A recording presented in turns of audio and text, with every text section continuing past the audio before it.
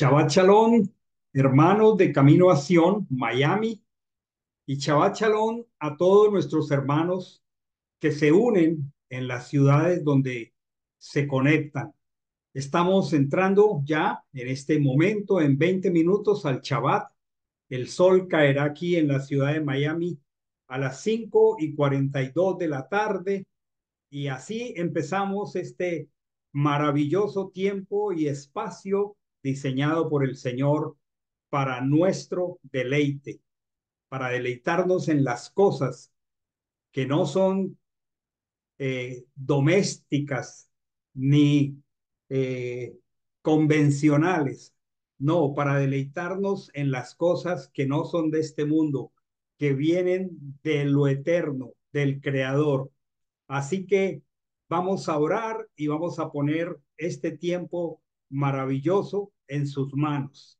Bendito Señor, creador del universo, que nos bendices con tus mandamientos y nos ordenaste guardar el Shabbat, este espacio maravilloso que te pertenece a ti con carácter exclusivo para deleitarnos en ti, en la comunión, para deleitarnos en tu palabra, para disfrutar en familia. Ponemos delante de ti este tiempo tan especial. Pedimos que tu propio Ruach, tu propio espíritu que tú has hecho habitar en nosotros, que prometiste que nos guiaría a toda la verdad, sea guiándonos, dándonos espíritu de sabiduría, espíritu de revelación y de conocimiento. También danos el ser expuestos a la verdad y si tienes que exhortarnos, si hay cosas de las cuales debemos arrepentirnos y corregirnos, para nosotros será una gran bendición. Ponemos este tiempo bajo tu poderosa mano. Oramos usando el nombre, sobre todo nombre, Hashem Yehoshua Hamashiach. Voy a ir a la escritura, voy a compartir mi pantalla y voy a ir a la lectura de Éxodo capítulo 13 y voy a leer del verso 17 al 22 inicialmente. Dice aquí, y sucedió que cuando Faraón dejó partir al pueblo, Elohim no los condujo por el camino de la tierra de los filisteos, aunque estaba próximo, porque dijo Elohim, no sea que el pueblo se arrepienta cuando vea la guerra y se vuelva a Egipto. Así pues, Elohim desvió al pueblo por el camino del desierto hacia el Mar Rojo, y los hijos de Israel subieron quintados de la tierra de Egipto. Moisés tomó consigo los huesos de Joseph, pues éste había juramentado solemnemente a los hijos de Israel diciendo, de cierto, Elohim os visitará y llevaréis mis huesos de aquí con vosotros. Luego partieron de Sucot y acamparon en Etam, al extremo del desierto. Y Achem marchaba delante de ellos de día en una columna de nube para guiarlos por el camino y de noche en una columna de fuego para alumbrarles a fin de que caminaran de día y de noche. Nunca se apartó de delante del pueblo la columna de nube de día ni la columna de fuego durante la noche. Vamos a entrar en materia en nuestro plan de clase. Esta parashat, esta porción, se llama Bechalach y significa en el echar de. Eh, el texto de esta porción es Éxodo 13, desde el versículo 17 hasta el capítulo 17, versículo 16. Como se dan cuenta, los versos del capítulo 13 realmente eh, son 6 versos, del 17, incluyendo el 17, hasta el 22, y lo he titulado así como está el nombre de la parachá, de la porción, en el echar de Faraón a Israel. Ese es el capítulo 13. El capítulo 14, básicamente, eh, es el paso por el Mar Rojo. Muy interesante. Luego viene el capítulo 15, que es muy conocido como el Cántico de Moisés. Y luego el capítulo 16 ya tiene que ver con el maná y la promulgación del Shabbat.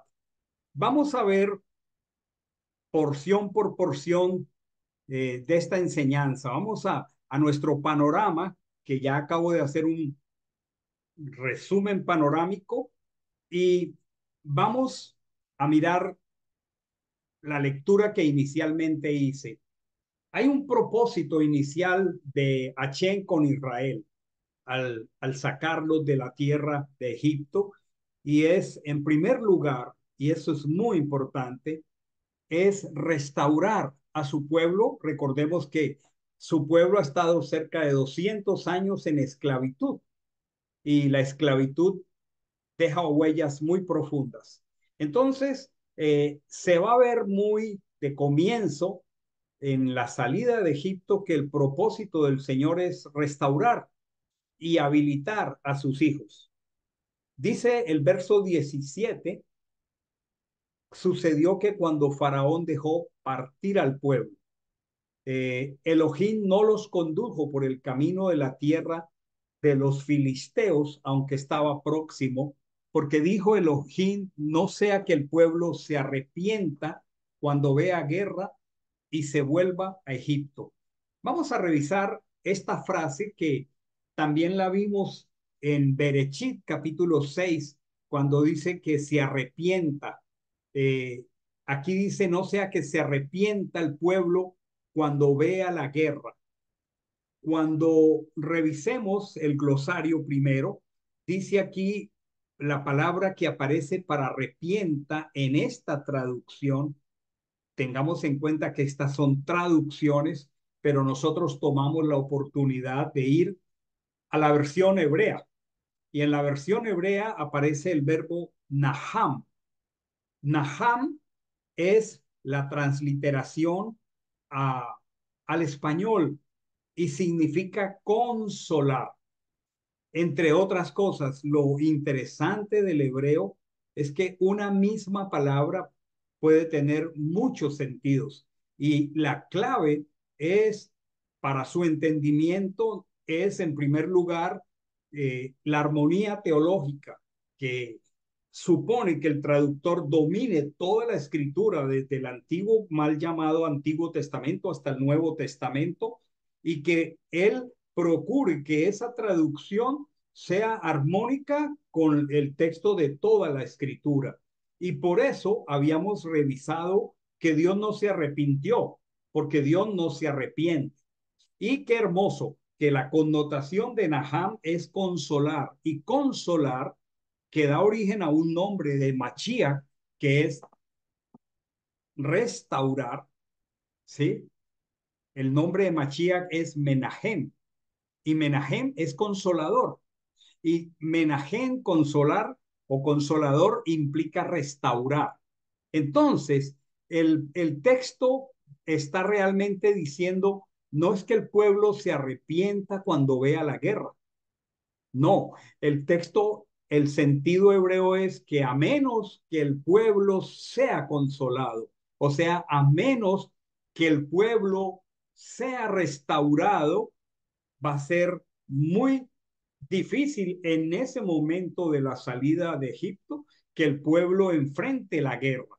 ¿Cuál es el sentido de esto? Un pueblo que ha estado cerca de 200 años esclavo, de la noche a la mañana está libre. Y al estar libre, pues qué entrenamiento tiene para la guerra si lo único que ha vivido es bajo las tareas pesadas de Egipto, bajo la servidumbre de Egipto, oprimidos. Entonces es muy sabio esta primera acción del Señor, porque los lleva por un camino. Dice que los llevó por el camino de la tierra de los filisteos, no los condujo por allí aunque estaba cerca. ¿Por qué? Porque dijo, a menos que primero el pueblo sea consolado, sea restaurado. ¿Qué podríamos pensar inicialmente aquí? Que Elohim no quiso exponerlos tan temprano a una experiencia de guerra. No era el tiempo para que el pueblo enfrentara una guerra. Acaban de salir de un proceso de esclavitud y es algo maravilloso porque lo primero que Dios manifestó fue una señal que tendría el potencial espiritual maravilloso de abrir los ojos de Israel. ¿Cuál fue esa señal? Bueno, él abrió el Mar Rojo. Entonces, más que una conquista externa, en este caso, que un pueblo esclavo enfrentara militarmente a una potencia militar como era Egipto, eso sería una experiencia, una conquista externa. Dios quería que ellos tuvieran una conquista interna.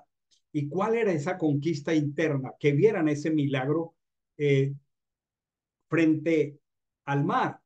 ¿Y qué se puso de manifiesto frente al Mar Rojo?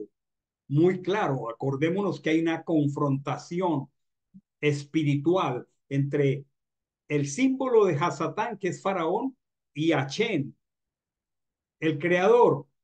Y lo que allí se puso de manifiesto es una experiencia con la santidad de Elohim. Por esa razón el faraón y todos sus ejércitos quedaron sepultados en el mar. Y esto es maravilloso. Y temprano aquí en esta lectura podemos descubrir que el plan del Señor es muy sabio. Primero, restaurar. Primero, habilitar a sus hijos para que en un proceso creciente sus hijos puedan aprender a combatir el mal. Este es el trabajo que hace el Creador con nosotros toda la vida y es un trabajo muy meticuloso y muy detallado. Es un trabajo que Él lleva individualmente con cada uno de nosotros los creyentes, con un propósito, librarnos de nuestras concupiscencias. Nosotros al salir de Egipto, al salir del mundo, estamos gobernados por nuestras concupiscencias. Los que están familiarizados con el texto de Romanos, capítulo 1, versículo 21 al 32, allí el apóstol Pablo hace una relación muy profunda de esas concupiscencias. Dice que el corazón de los hombres está entregado en sus concupiscencias a la inmundicia. Eso resulta en que el hombre natural, sin redención, deshonra sus propios cuerpos, cambiando la verdad de Dios en mentira, reverenciando a las criaturas antes que al Creador. Y el apóstol Pablo está desarrollando algo que fueron entregados a pasiones vergonzosas, que las mujeres cambiaron el uso natural de las mujeres contra lo que es contra naturaleza y los hombres encendidos en su lascivia unos con otros cometieron hechos vergonzosos o cometen varones con varones. Y dice que como no quisimos reconocer a Dios como hombre natural, Dios entrega a los hombres a una mente reprobada.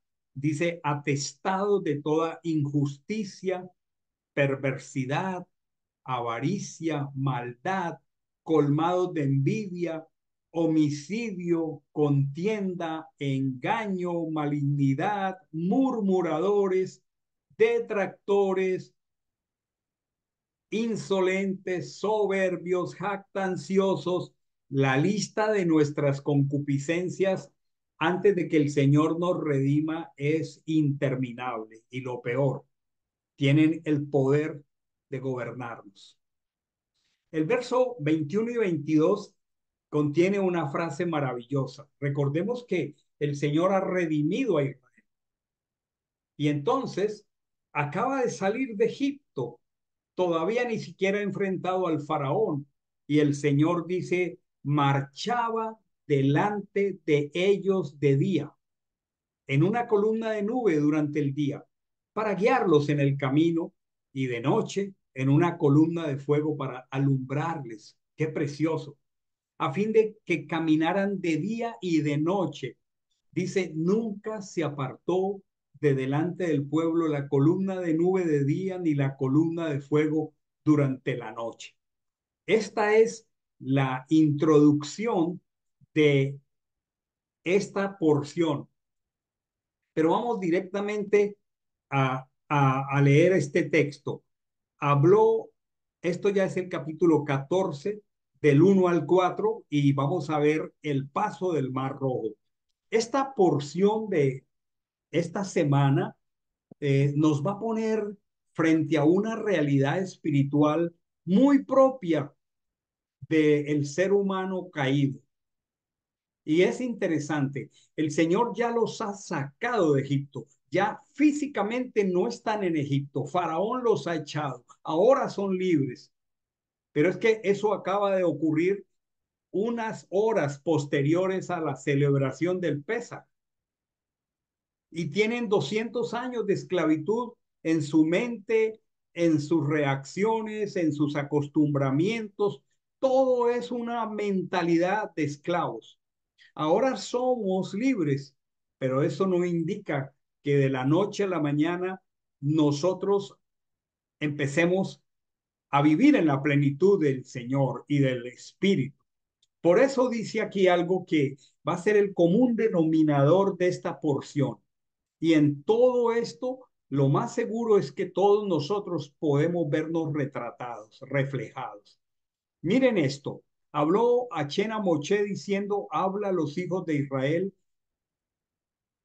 diciendo que se vuelvan y acampen delante de Pi-Hahirot, entre Migdol y el mar, delante de Baal Zephón, frente a él acamparéis junto al mar.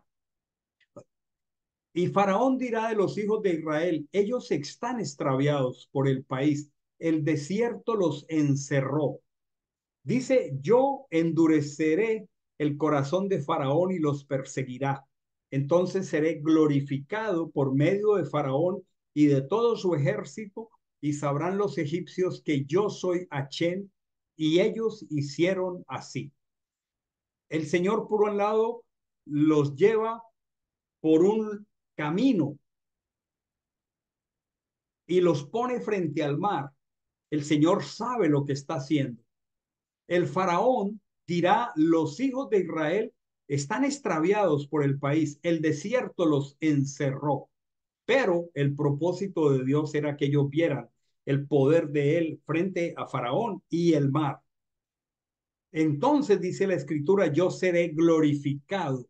Esta palabra implica que el peso del honor y del poder de Dios sería puesto en evidencia ante Faraón y aún ante Israel. Y dice, y sabrán los egipcios que yo soy Hashem. Y dice, y ellos hicieron así. Esto es muy hermoso, porque recién nos encontramos, o Él nos encuentra a nosotros, nosotros estamos acostumbrados a vivir de expectativas y tenemos expectativas para aún comenzar a caminar con Dios, pero muchas veces nuestras expectativas no son coherentes con la voluntad de Dios. Y entonces, con base en esa expectativa, nosotros vivimos por nuestra propia lógica y a veces no entendemos por qué debemos movernos cuando Dios nos está moviendo según lo que llamaríamos su lógica, porque es contraria a la nuestra. Y aquí vemos que Dios los ha puesto frente al mar y allí va a haber una confrontación muy poderosa, pero nosotros debemos actuar porque Él lo dijo, aun cuando nuestra propia lógica no nos permita entender por qué debemos hacer. Y es aquí, aún en el comienzo de nuestro caminar con Él, donde nosotros necesitamos aprender a, a apropiarnos, a afianzarnos en sus promesas y en el carácter de un Dios que es inmutable.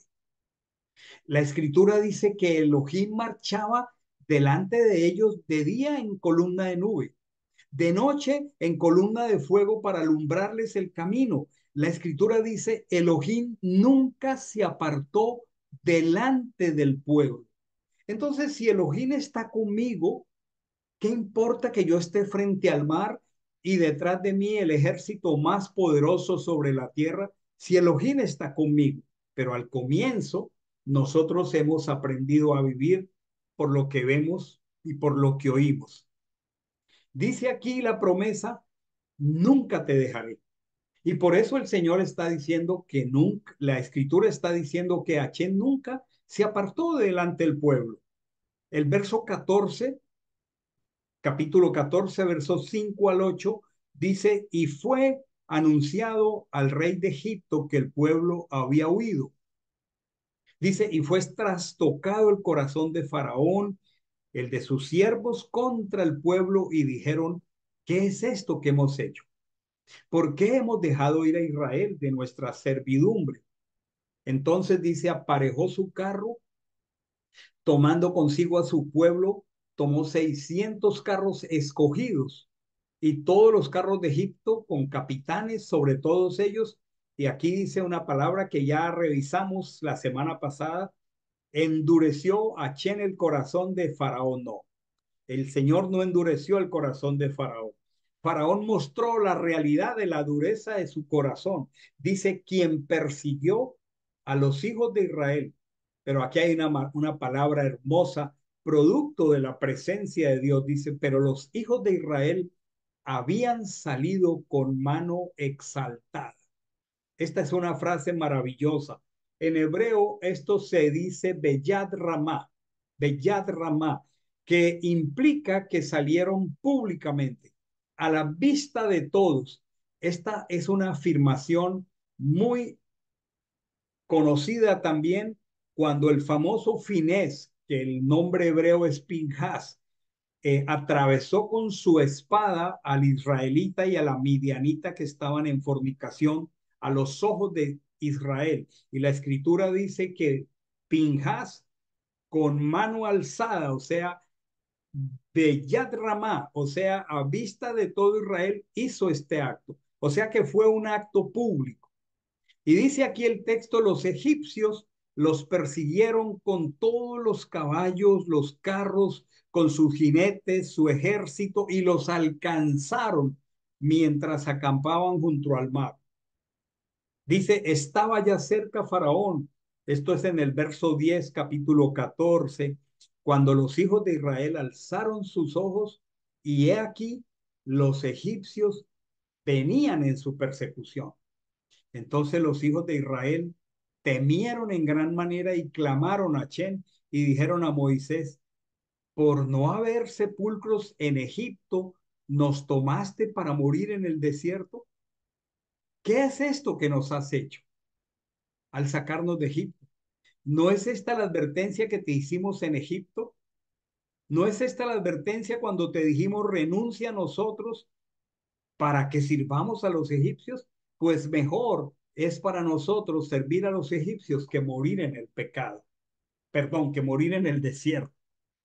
Miren esta afirmación cómo pone de manifiesto que aun cuando eran libres, tenían una mente que pensaba como esclavos. Y pone de manifiesto algo muy importante en el cual esta noche, en esta enseñanza, necesitamos pedirle a Dios que si nos vemos reflejados en esto, Él nos exhorte y nos guíe al arrepentimiento. En esta porción se va a repetir por 5 veces una palabra, murmuración. La repito, un gran pecado, la murmuración. ¿Y cómo podríamos comenzar a analizar y aún a definir qué es la murmuración? La murmuración, pensemos en esto, es producto del apresuramiento y también es resultado de una visión humana, de una visión carnal de los hechos. Nos puede pasar a todos, creyentes, que tengamos una perspectiva carnal de las situaciones y de las circunstancias y de manera apresurada, movidos por el temor y movidos por nuestra carne, comencemos a murmurar, ¿sí? Y aquí es donde al comenzar a caminar con el Señor, para nosotros es muy importante conocer la Escritura y sobre todo comenzar a conocer las promesas del Señor. Porque si Él nos ha prometido mediante un juramento, esas promesas son de cumplimiento invariable y nosotros debemos afianzarnos a esas promesas. El texto dice, clamaron a Chen, pero este no fue un clamor saludable, porque no fue un clamor pidiendo salvación. El texto lo que dice es gritaron con grosería. No estaban pidiendo auxilio por el hecho de estar en estrecho frente al mar y con el faraón atrás. No, ellos, según lo que acabamos de leer, alzaron la voz irritados contra Moisés y lo expresaron con altanería, lo expresaron con grosería. Miren lo que dice aquí, como le preguntan de manera muy irónica, ¿por no haber sepulcros en Egipto nos tomaste para morir en el desierto? ¿Qué es esto que nos has hecho al sacarnos de Egipto? Y bueno, vamos a ver que ellos dicen aquí, es mejor para nosotros servir a los egipcios que morir en el desierto. Como analizamos estas reacciones muy apresuradas, muy desconectadas de las promesas del Señor y aún de la realidad de la presencia del Señor en medio de ellos. Ellos alzaron la voz irritados contra Moche y analicemos aquí un problema espiritual del cual podemos ser todos participantes y tenemos que luchar contra esto. La expresión que aparece aquí se llama ingratitud. Una ingratitud apresurada y además mal fundamentada. ¿Por qué? Porque hasta este momento no les había ocurrido nada, pero ya había queja en sus labios. Pensemos en esto y examinémonos. El origen de la murmuración es la ingratitud. Es triste que a veces a personas que nos han hecho bien, por un mal análisis nuestro de situaciones y por un apresuramiento, les negamos la gratitud que les debiéramos y comenzamos a murmurar de ellos. Pensemos en esto de nuevo. El origen de la murmuración aquí fue la ingratitud. ¿Por qué? Porque se apresuraron con una visión humana de los hechos y perdieron la perspectiva eterna del Elohim que los había sacado. Comenzaron a ver, y esto puede pasarnos a todos, este es el comienzo de nuestra vida como creyentes, es que estamos acostumbrados a ver las cosas con los ojos humanos, con los ojos carnales, y lo expresamos mediante conductas carnales. Ellos habían visto las 10 plagas, habían visto la muerte de los primogénitos egipcios, habían despojado a Egipto, ellos iban con todo el despojo de Egipto, debían tener un corazón grato por esto, pero vieron a Faraón detrás de ellos como algo adverso, como algo que los iba a aplastar y a matar. No vieron, porque apenas estaban acostumbrados a comenzar a caminar con el Señor, no lo vieron como una oportunidad para ver la gloria del Señor.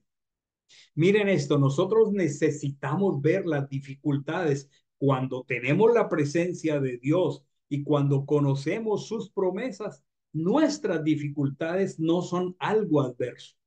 La palabra dice, no nos ha sobrevenido ninguna dificultad que no sea humana, pero fiel es Elohim, que no os dejará ser probados más de lo que podéis soportar. Y dice, juntamente con la prueba dará la salida. Entonces, este no era un asunto adverso, era una oportunidad para ver la gloria del Señor, como en efecto se dio.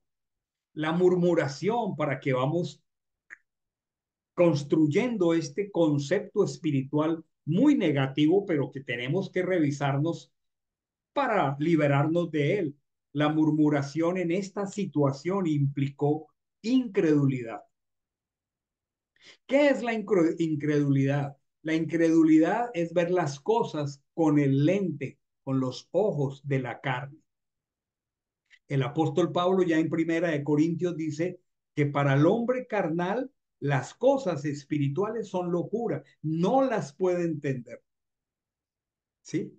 En este caso, Israel estaba comparando la vida nueva que ahora tenían, ya eran libres, pero la estaban viendo por el lente de la vida vieja. Y miren lo que ellos dicen, mejor, voy a devolverme aquí en mi bosquejo, dice, mejor es para nosotros servir a los egipcios. O sea, es mejor ser esclavos. Dios mío, si acaban de ser liberados.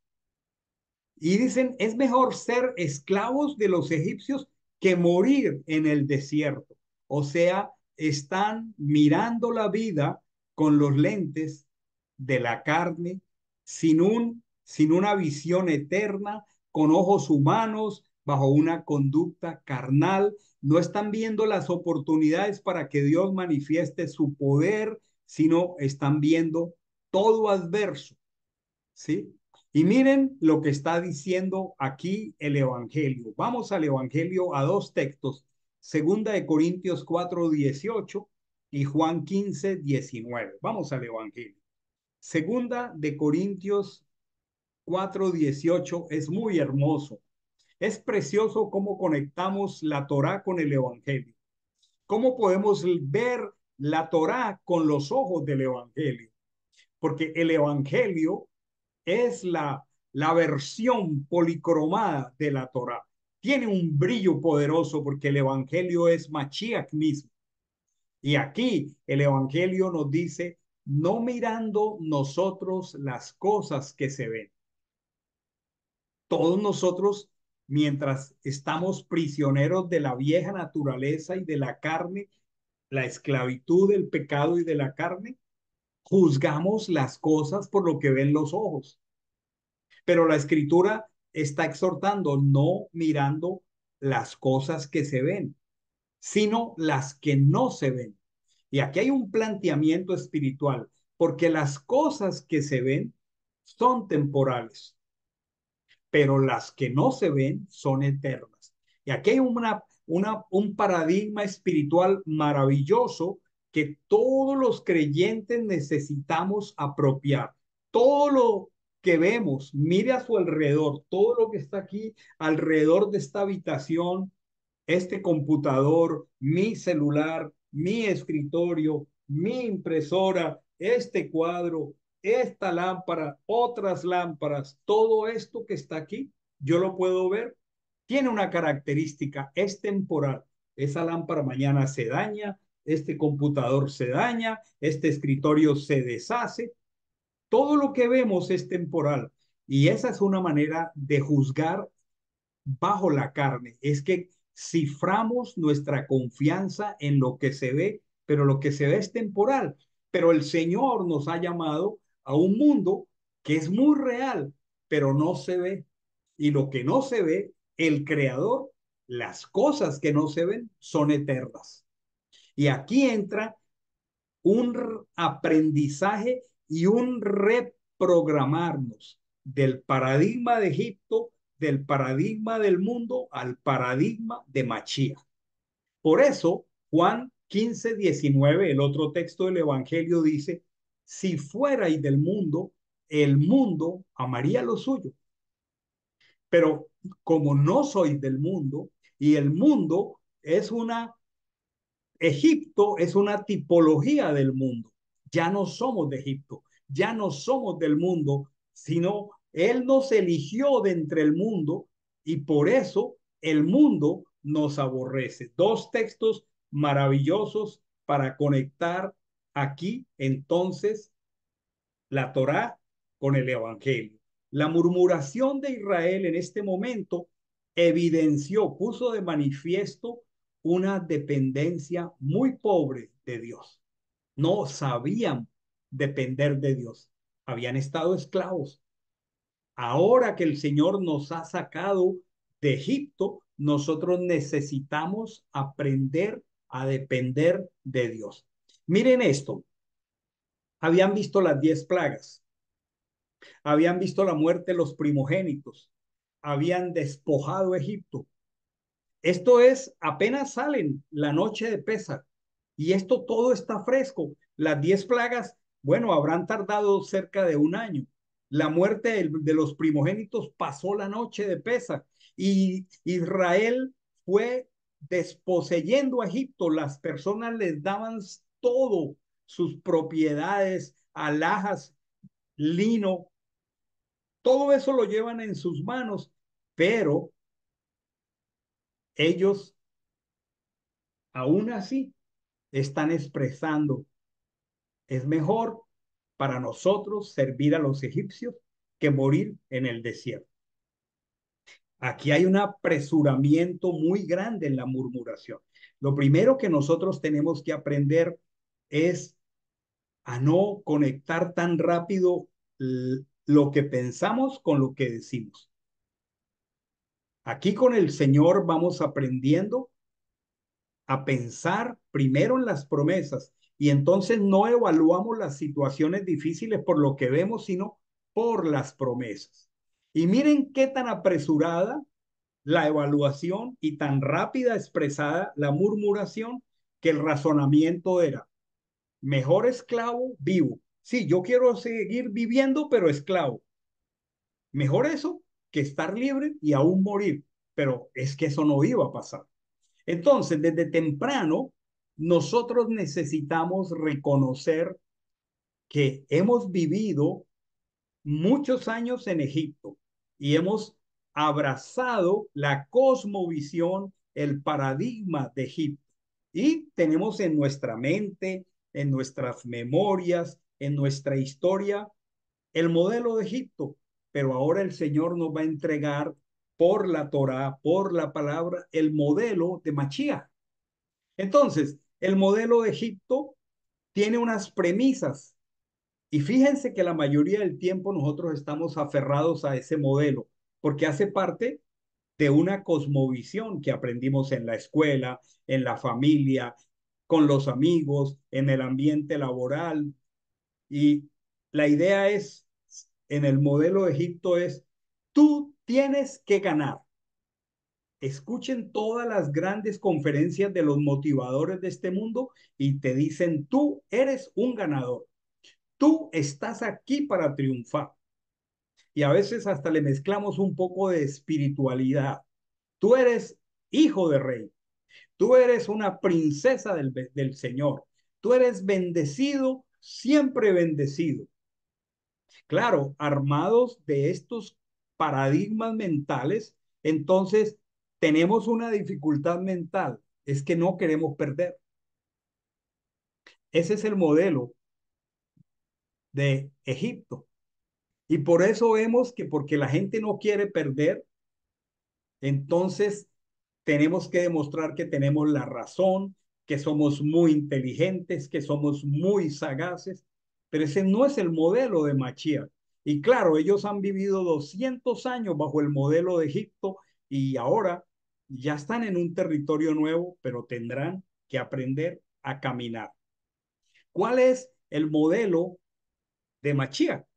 Vamos a ver en el Evangelio. Mateo 16, 25 al 26. Esto tiene un contenido muy poderoso. Dice Mateo 16, 25 al 26. El que quiere salvar su vida, la perderá. El que pierde su vida por causa de mí, la hallará. Y luego pregunta, ¿qué provecho sacará el hombre si gana todo el mundo, pero malogra su ser? ¿O qué dará el hombre a cambio de su ser?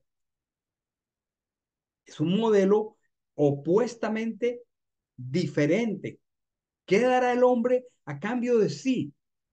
Los hijos de Israel temían perder su vida allí en el mar. No entendían que quien pierde su vida por causa de él la gana. La preocupación del modelo de Egipto es porque no queremos perder las cosas que se ven. Esas cosas son temporales.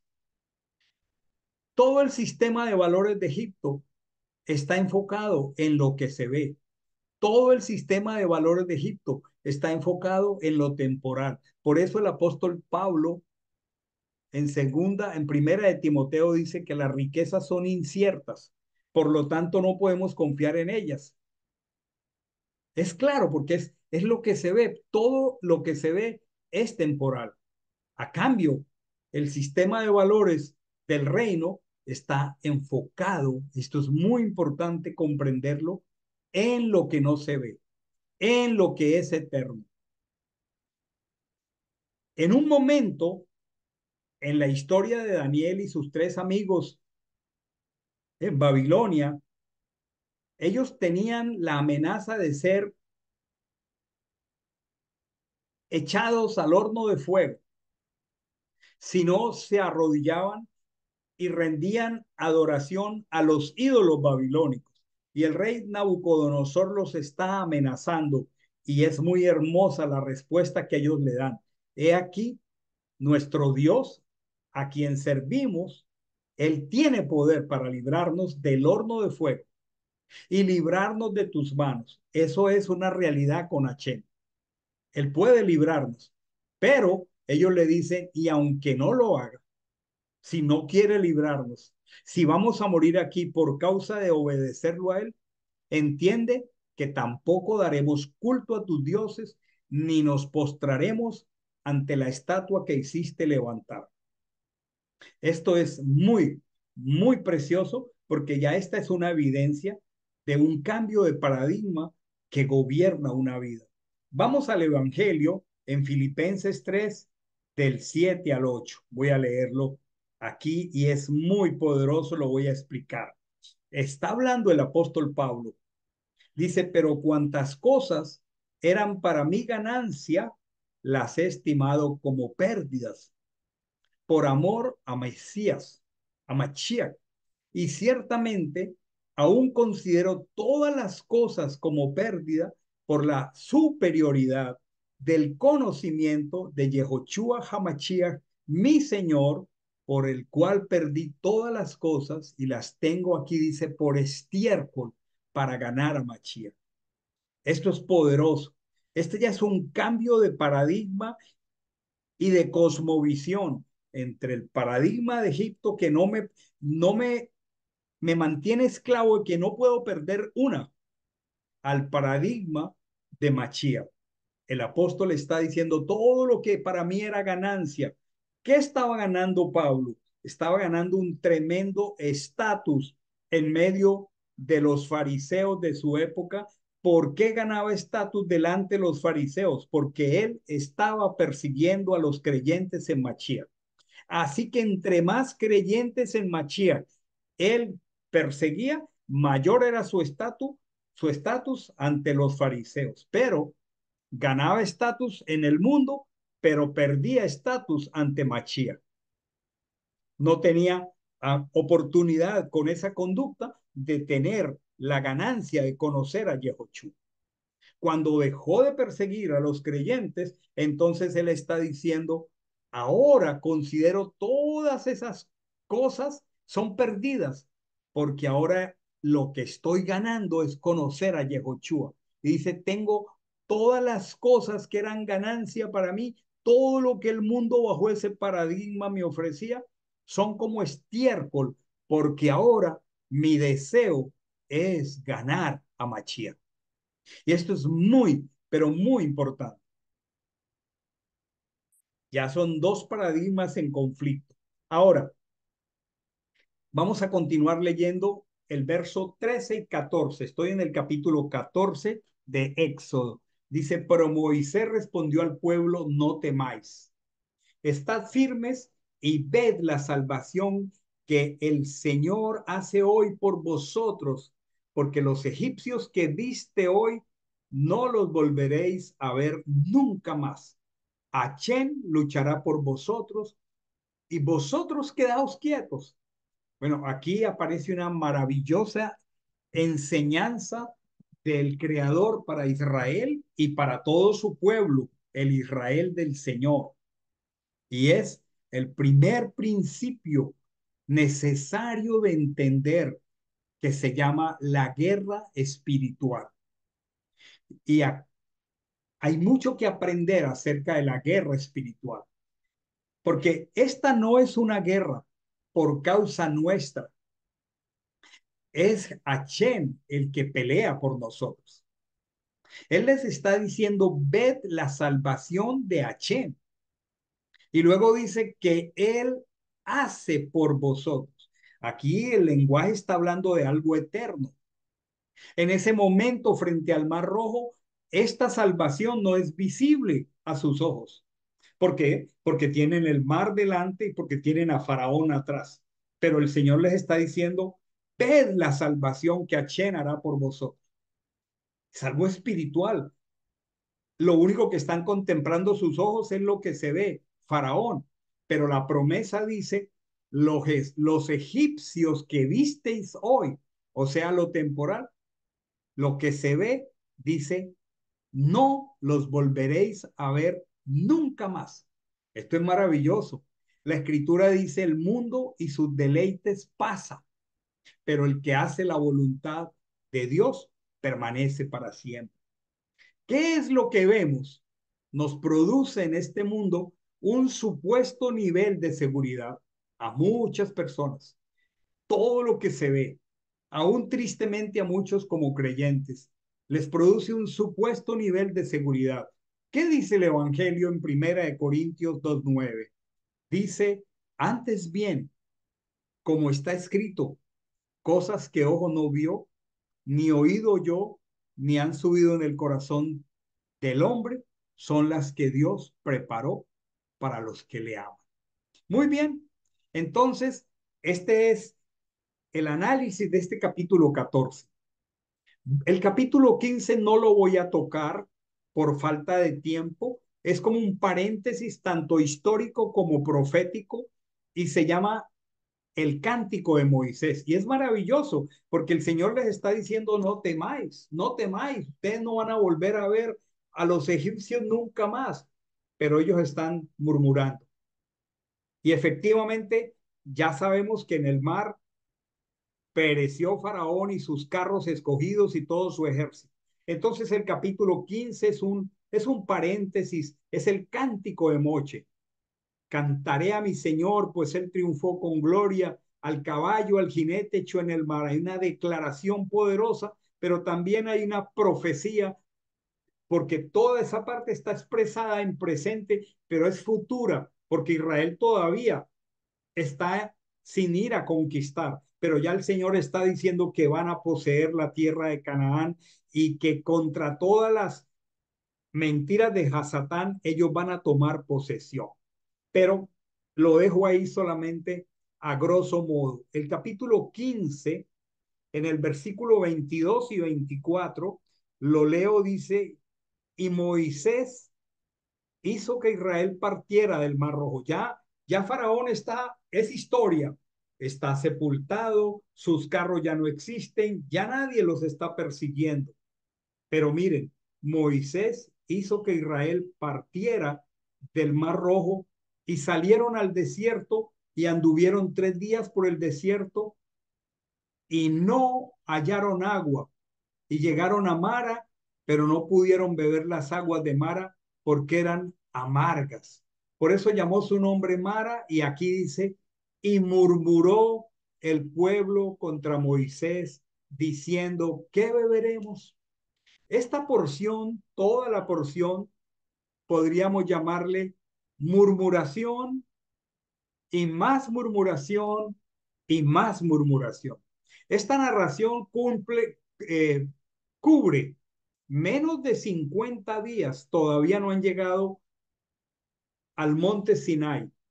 En menos de 50 días, estos textos del capítulo 13, 14, 15 y 16 repiten 5 veces la palabra murmuración.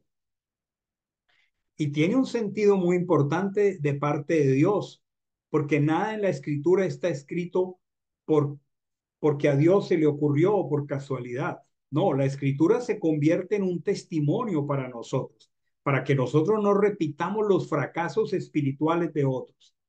¿Y cuál es aquí el asunto? Que no había agua. Y la pregunta es, ¿qué beberemos? Qué doloroso es que muchas veces nosotros cerremos nuestros ojos al poder y al amor del Señor. Porque el mar rojo fue abierto, caminaron en seco por el mar, contemplaron a Faraón muerto, vieron sus carros destruidos, pero ninguno de estos portentosos hechos, ni ninguna de estas maravillas todavía lograba renovar el corazón de ellos. Miren qué tan pesada es la carga de nuestra naturaleza caída. El Señor empieza un proceso que dura toda nuestra existencia hasta que Él vuelva por nosotros. Y es que Él necesita circuncidar nuestro corazón. Para eso es la escritura. Todas estas maravillas en menos de 50 días, pero ellos no renuevan su corazón. Miren lo que dice Mateo 6, perdón, 25 al 29. Me parece una bendición siempre conectar el Evangelio. Dice Mateo 6, 25 al 29. Por tanto os digo, no os afanéis por vuestra vida, qué habéis de comer, ni por vuestro cuerpo, qué habéis de vestir. Y pregunta, ¿no es la vida más que el alimento y el cuerpo más que el vestido? Mirad las aves del cielo, no siembran, no ciegan, no recogen en graneros, y el Padre sabe que tienen necesidad y las alimenta. ¿No valéis vosotros mucho más que ellas? ¿Quién de vosotros puede, aun afanándose, añadir a su estatura un solo codo? También en cuanto al vestido, ¿por qué os afanáis? Considerad atentamente los lirios del campo, cómo crecen, no trabajan con fatiga ni hilan, pero os digo que ni Salomón en todo su esplendor se vistió como uno solo de estos. Dice que consideremos las aves de los cielos, no siembran, no tienen terrenos, no tienen tractores, no siembran, no cultivan, no cosechan, no recogen en graneros, pero nuestro Padre sabe y las alimenta. Este balcón de mi habitación mira hacia una arbolada aquí enfrente y es maravilloso ver el diseño, el ADN de las aves. Con sol o sin sol, ellas amanecen cantando. El deber ser de ellas es cantar llenas de alegría. El deber ser de las aves es construir nidos. El deber ser de las arañitas es construir sus redes. Alguien pasa descuidadamente y tumba una tela de araña y ella pacientemente vuelve y la construye, no se queja, no murmura, pero el ser humano, por su naturaleza pecaminosa, cae en la trampa de la murmuración. Nosotros necesitamos renovar nuestro corazón. Aquí había murmuración porque Faraón supuestamente iba a matar a Israel. No ocurrió. Algunos de nuestras situaciones y de nuestros temores y de nuestros miedos jamás ocurren, pero tienen el potencial de gobernar muchas veces nuestra mente. Ahora la murmuración era porque no había agua, pero entrando al capítulo 16, dice el verso 2 al 3, murmuración porque Faraón los encerró, no pasó nada. Murmuración porque el agua era amarga, tiraron un madero y ese madero endulzó el agua, tomaron agua. Ahora murmuración, y dice aquí, entonces murmuró toda la congregación de los hijos de Israel contra Moche y contra Aarón en el desierto, y les decían los hijos de Israel, escuchemos esta frase, acuérdense del apresuramiento para emitir juicios que el Señor escucha. Dice aquí, ojalá hubiéramos muerto por mano del Señor en la tierra. Ojalá hubiéramos muerto. ¿No le parece muy apresurado que uno diga, ojalá me muriera? Y están diciendo, ojalá hubiéramos muerto en la tierra de Egipto, cuando nos sentábamos junto a la olla de carne, cuando comíamos pan a saciedad. Nos habéis sacado a este desierto para matar de hambre a toda esta multitud. Aquí hay algo que manifiesta una realidad del corazón con la que tenemos que comenzar a luchar. Recién nos convertimos y toda nuestra vida de caminar con el Señor. ¿Saben cuál es? Es que, como ya se los he dicho, en capítulo 13, 14, 15 y 16, cuatro capítulos, ni siquiera completos, porque el capítulo 13 no lo leímos completo. Cuatro capítulos, cinco veces se menciona la palabra murmuración y hubo tres actos concretos de murmuración. Y aquí están apresurándose en sus juicios motivados por lo que ven y están diciendo cosas tan graves. Ojalá hubiéramos muerto. Ya están en la tierra, camino a la libertad. Ya van hacia la tierra de la promesa y están todavía recordando cuando se sentaban junto a la olla de carne, cuando comían hasta saciarse. Hay algunos deleites temporales del pecado que son parte de Egipto y a veces preferimos esos deleites y ser esclavos que comenzar a caminar en el nuevo paradigma, el paradigma de Mashiach. Y están diciendo, nos habéis sacado para matar de hambre a toda esta multitud. Hermanos, revisemos nuestro corazón. La murmuración recurrente en nuestros labios. Podríamos revisar en la última semana o en el último mes o en lo que va del año, que todavía no se ha acabado el primer mes. ¿Cuántas veces hemos murmurado, hemos procedido a emitir juicios apresurados por lo que ven nuestros ojos, por las circunstancias y no dependiendo del amor, del poder de Dios y sobre todo de sus promesas? ¿Saben cómo se llama esto? Rebeldía de corazón. Rebeldía de corazón. Ya les dije que estos eventos están sucediendo apenas recién salidos de Egipto.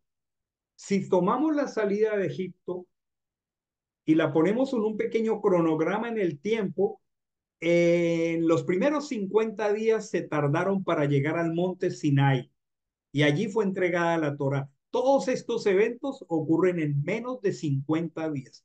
¿Qué está indicando esto? Menos de 50 días de libertad están poniendo de manifiesto 200 años de esclavitud. Y el Señor en su amor y su paciencia, Él es tardo para enojarse, Él es lento para enojarse. ¡Qué maravilla! Porque Él nos escogió, porque el que nos haya sacado de Egipto, Él no nos va a dejar a nuestra propia iniciativa a ver cómo nos las arreglamos. No, Él va a seguir metiéndose en nuestra vida porque Él quiere mostrar lo que Él hace por alguien que Él llama y redime. Estos eventos, entonces, ponen de manifiesto un trabajo de parte de Dios que tenemos que anhelarlo con todo el corazón, la circuncisión de nuestro corazón. Toda nuestra vida, la escritura, la palabra, la espada de doble filo va a estar partiendo capas y capas de toda nuestra vieja naturaleza. El Señor va a trabajar profundamente con ese bisturí y va a poner de manifiesto todas estas realidades para irlas llevando al arrepentimiento, a la transformación. En medio de todo esto, voy a leer para terminar algo maravilloso. Voy a leer el capítulo 16 del verso 23 al 29. Es aquí cuando el pueblo se queja porque no hay pan, que el Señor comienza a enviar el maná y les da maná 40 años. Pero el maná se recogía cada mañana. Pero aquí aparece algo maravilloso. Voy a leerlo despacio. Le, Éxodo 16, 23 al 29. Están recogiendo maná cada día.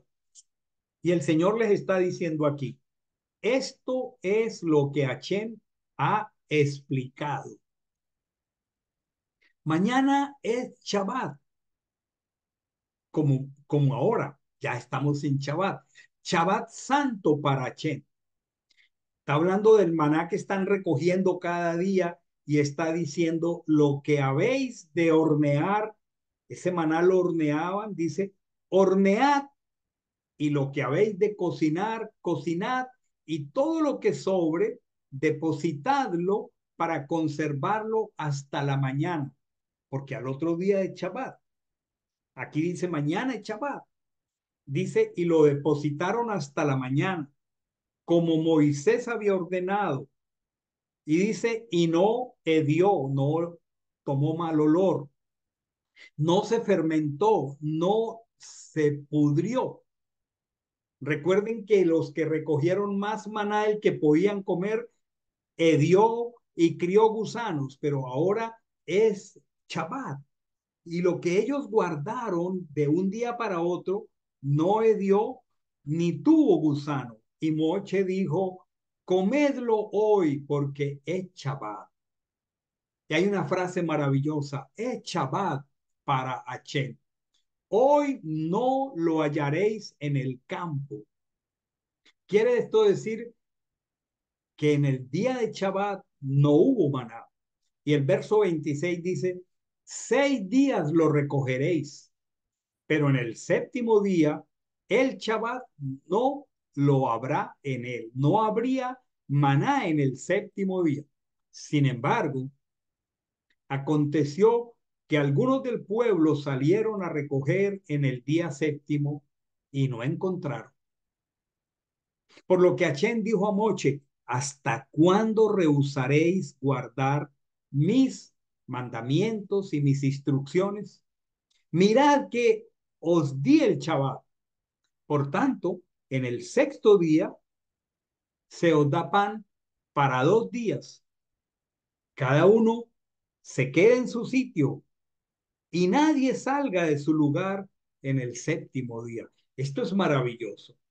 ¿No le parece la provisión del Señor?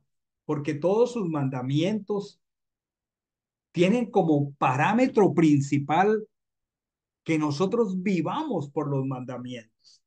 Y el Señor que les estaba dando maná determina el día sexto. Esto es en nuestro calendario gregoriano, el día sexto corresponde al viernes, dar el doble de maná para que no se preocupen el día séptimo y puedan dedicarse a lo que le pertenece al Señor. También sienta una premisa. Todo lo que nosotros encontremos en Shabbat realmente no proviene del Señor. Y nuestra dependencia en la fidelidad de Él implica creer que Él ha provisto para que mañana reposemos. Qué relación tan maravillosa entre el maná y el Shabbat. Voy a pasar a considerar una mala concepción que vale la pena revisar en cuanto a esta porción que estamos estudiando. La tengo aquí y es una frase corta. Es una mala idea para muchas personas leer el texto de Éxodo como si fuera la historia de los hebreos y verlo solo como historia, como algo pasado y no verla como nuestra propia historia y sentirnos parte. Todos los creyentes debemos creer que nosotros estuvimos en Egipto, salimos de Egipto, el Señor nos ha librado con brazo fuerte y con juicios poderosos. Y es igual, las cosas que se escribieron allí son testimonio para nosotros. Entonces no debemos verlo solo como historia. Nosotros debemos guardar pesa, porque eso no es historia. Nosotros debemos guardar el Shabbat, porque eso no es historia. El Señor, qué maravilloso, a un pueblo esclavo, lo primero que le dice es, bueno, ahora te voy a dar la alegría de que a cambio de que trabajes 24 horas, 7 días a la semana, tienes un día completo para que te dediques a mis cosas y yo te voy a restaurar. Muy bien. Vamos ahora al aspecto central que he tomado una cantidad de detalles que a mí me han parecido muy hermosos. Número uno, como aspecto central, lo que nos queda ya práctico de esta enseñanza. Número uno, necesitamos ver la historia de Éxodo como nuestra propia historia. Necesitamos sentirnos parte de ella. Número dos, Egipto es la tipología del mundo. Si el Señor vino a rescatarnos, entonces cada uno de nosotros debe reconocer que salió de Egipto. Debemos ver en la salida de Egipto el cuadro de nuestra propia redención. Ahora, hay algunas cositas que me parecen pertinentes. Dice la escritura que si el mundo nos aborrece es porque ya no somos del mundo. Pero entonces, si el mundo no nos aborrece, esa es una mala señal. Si el mundo nos aborrece, es una buena señal, porque esto indica que ya no somos parte del mundo. Por eso Faraón aborreció a Israel, porque ya no era parte de Egipto. Ahora, si el mundo no nos aborrece, si interactuamos frecuentemente en medio del mundo y el mundo no nos aborrece, eso nos debe causar preocupación, porque este es un indicativo de que el mundo nos ha asimilado. Realmente todavía en nuestro estilo de vida no nos hemos dado por redimidos y sacados del mundo. Es una buena manera de evaluarnos espiritualmente. Además, el texto del Evangelio dice que nosotros somos la sal de la tierra. Entonces, si el mundo no nos aborrece, esa es una mala señal espiritual, porque lo que está indicando es que nuestra sal ha perdido su sabor. No estamos salando el mundo. Necesitamos, a la luz de lo que vimos, apropiar el sistema de valores del reino. ¿Cuál es el sistema de valores del mundo? Bueno, vivir con base en lo que se ve. No podemos vivir sino con base en primero yo, segundo yo, tercero yo, porque somos inseguros. Pero el sistema del reino tiene otros valores. Y uno de los valores más hermosos del sistema del reino que vamos aprendiendo y practicando se llama la solidaridad y la cooperación. Recuerden, el sistema de valores del reino se llama solidaridad y cooperación. El sistema de valores del mundo se llama el consumismo. Por eso no queremos perder nada. Por lo tanto, nosotros, en la medida que el Espíritu de Dios nos va guiando a través de la palabra, escuchen lo que voy a decir aquí. Esto es muy importante. Necesitamos orar y trabajar para readiestrar nuestro cerebro. ¿De qué manera?